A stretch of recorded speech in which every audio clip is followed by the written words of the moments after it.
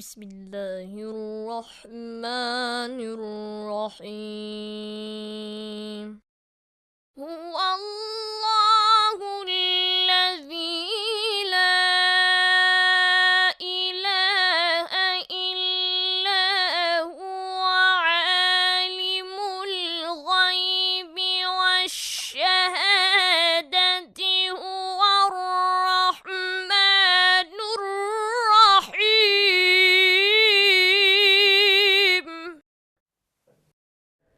أعوذ بالله من الشيطان الرجيم. بسم الله الرحمن الرحيم. الحمد لله رب العالمين. أفضل الصلاة وأفضل السلام على حبيبنا وحبيب إله العالمين أبي القاسم مصطفى محمد صلى الله عليه وآله وسلم وأهل بيته الطيبين الطاهرين. أقول لكم السلام عليكم ورحمة الله وبركاته. Para pemirsa dan pendengar yang dirahmati oleh Allah Subhanahu wa taala, marilah kita bersyukur kepada Allah, Tuhan yang telah memberikan banyak nikmat kepada kita, Tuhan pemilik diri kita, Tuhan yang mengatur kehidupan kita. Para pemirsa dan pendengar yang dirahmati oleh Allah Subhanahu wa taala, pada kali ini insyaallah kita akan meneruskan pembahasan kita tentang kajian teologi. Pada pertemuan-pertemuan yang lalu kita telah membahas tentang sifat-sifat Allah Subhanahu wa taala. Kita membahas tentang sifat qudrah.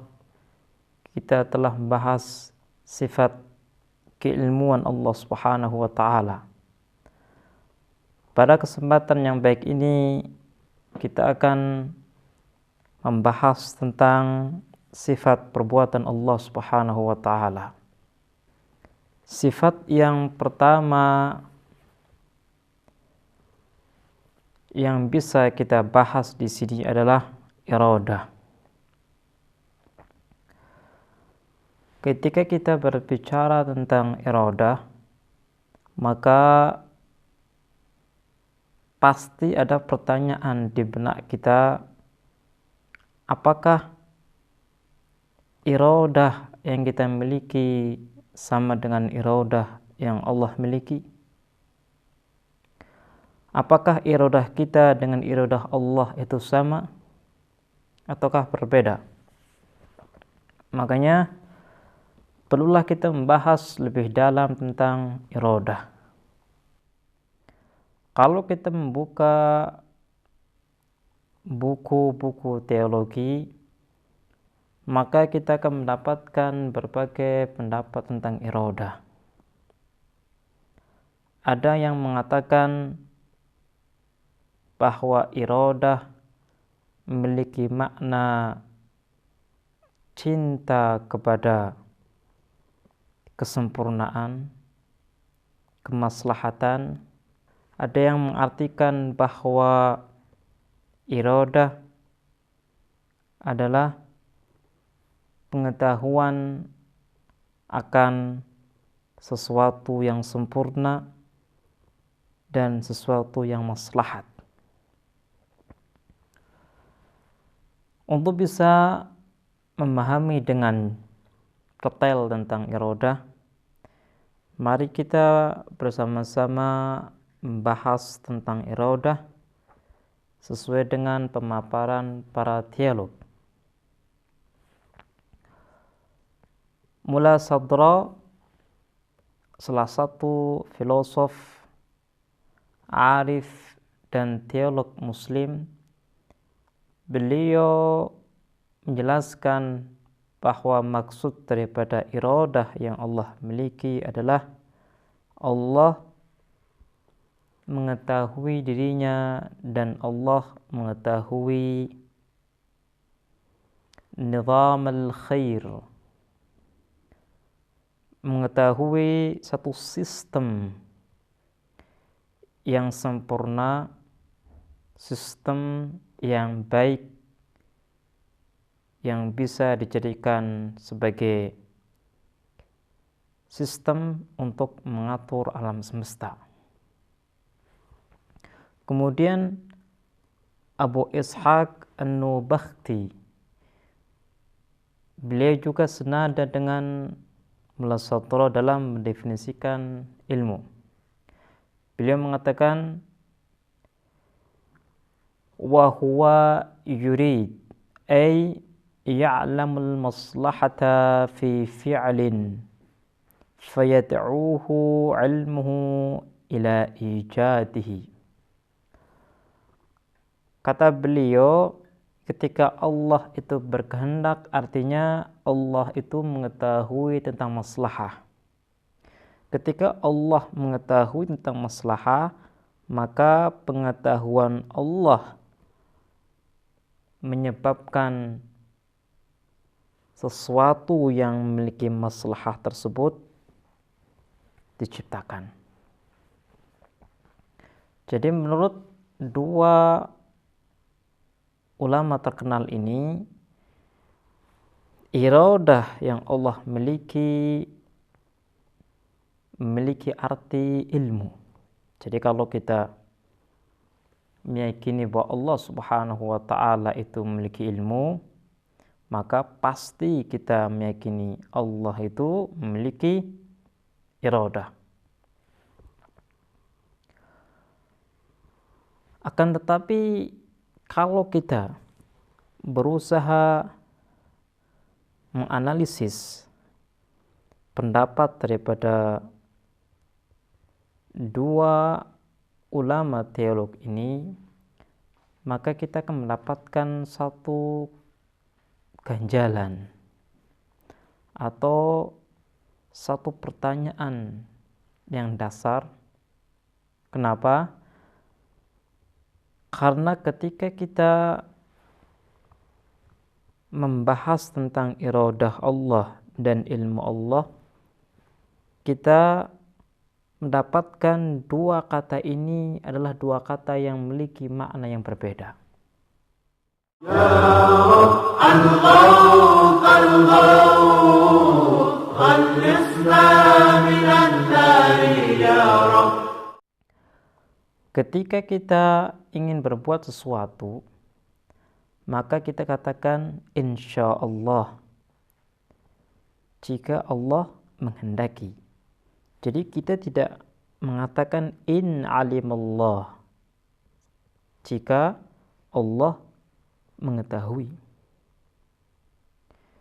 Jadi penggunaan kata insya Allah itu berbeda dengan penggunaan kata in alimallah. Ketika kita mendapatkan perbedaan dalam penggunaan kata sya'a atau masyiah dengan kata maka sudah jelas bahwa iradah dengan ilmu adalah dua hal yang berbeda.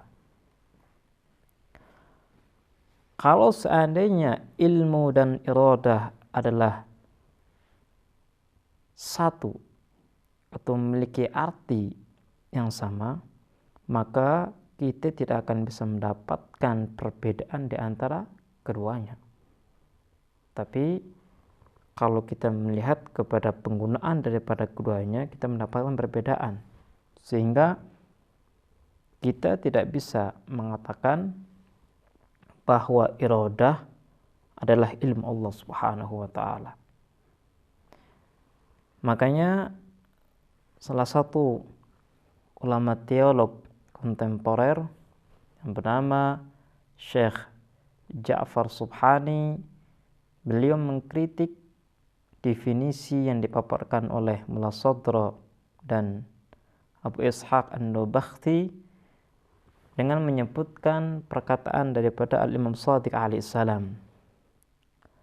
Al-Imam Ja'far Shadiq alaihissalam mengatakan, al-ilmu laysa huwal masyi'ah. Ilmu itu bukan kehendak. Ala tara annaka taqulu sa'af'alu kadza insyaallah. Bukankah kamu akan mengatakan ketika kamu ingin berbuat sesuatu,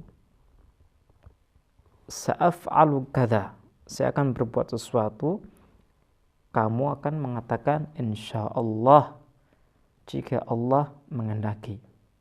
Wala taqul sa'af'al kadza in alimallah, kamu tidak mengatakan saya akan berbuat sesuatu jika Allah mengetahui.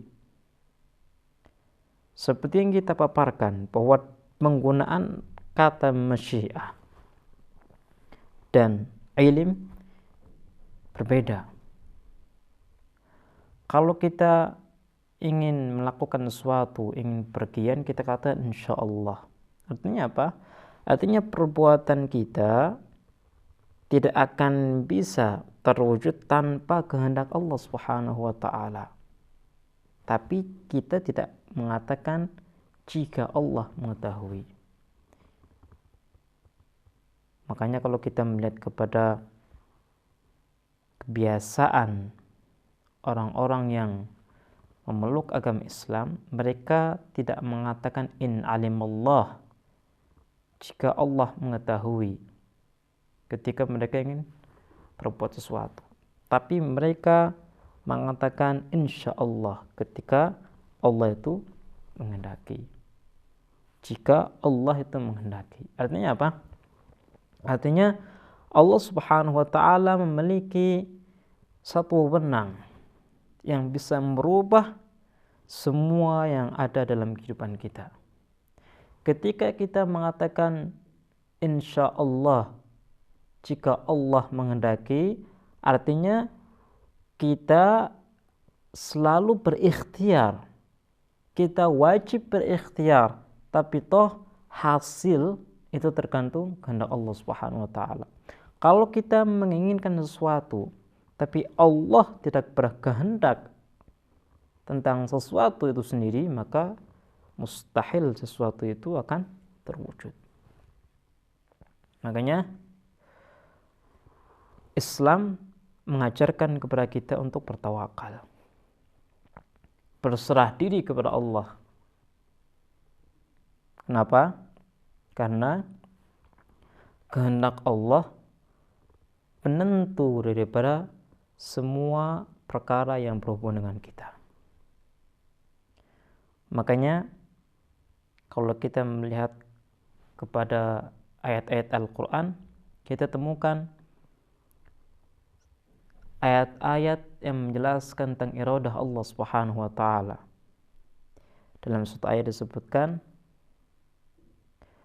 kalau seandainya Allah berkehendak sesuatu, maka Allah akan mengatakan jadilah, maka sesuatu itu terjadi. Dengan pemaparan ini maka sudah jelaslah bagi kita bahwa ilmu bukanlah iradah dan iradah bukanlah ilmu.